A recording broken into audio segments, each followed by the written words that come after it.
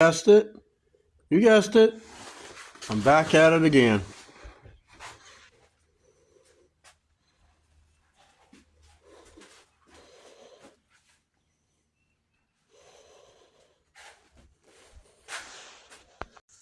It's 50 degrees in here. And it's not supposed to look like this. It's supposed to look like water. But,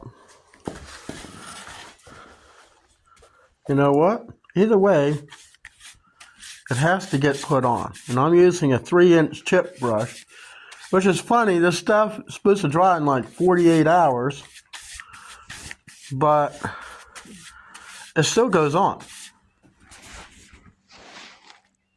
I got a lot to go. Plus, I have 3 sheets of 3/8 plywood to do. So when you're doing a project, always seal the edges. Because water gets in there, that's the first place it's going to start separating. Just remember, do your edges too. Okay, so the question is, how far did 1 gallon of this go? Well, in the cold state that it goes on, it doesn't go very far. So what I actually got done was 2 sheets of 5/8 plywood that I had ripped down to 6 inches. I got the edges of the next sheet of plywood done. I still have to do both sides of that.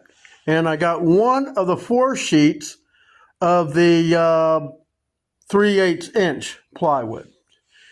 Now, this was supposed to be Plytanium. I don't know if it's actually even that, because it didn't say so on the end of the unit.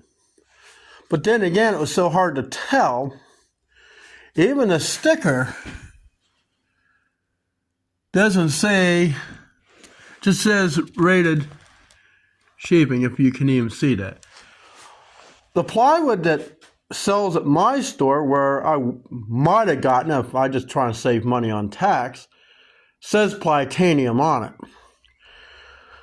So why take a chance? Because needless to say, all that up there has to be replaced with this plywood. Do you think I want to take it apart again? No. So, but the thing is, this is going to be the shim on the roof. This is what, let me get outside and I'll show you better. See, the roof up here has a transition. You see, it kind of goes downhill up there. I put 5/8 plywood up there originally, and it brought it a little further up. It still goes downhill, but it's not like a sudden drop off. And the 3/8 plywood is basically got to go kind of like to about in here and join up.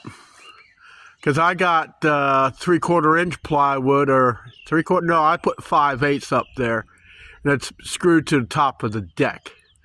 So I gotta have to replace a lot of that, and I'm using pressure treat because I ain't screwing around with it this time, because I don't want to get up on this roof no more. So that's the game plan. But for right now, I have to prepare all the wood against rot. And that's why I'm using this wood preserver, because it went on really good onto the house. So I want to continue the protection to the barn. So that's it for this video. Thanks for stopping by.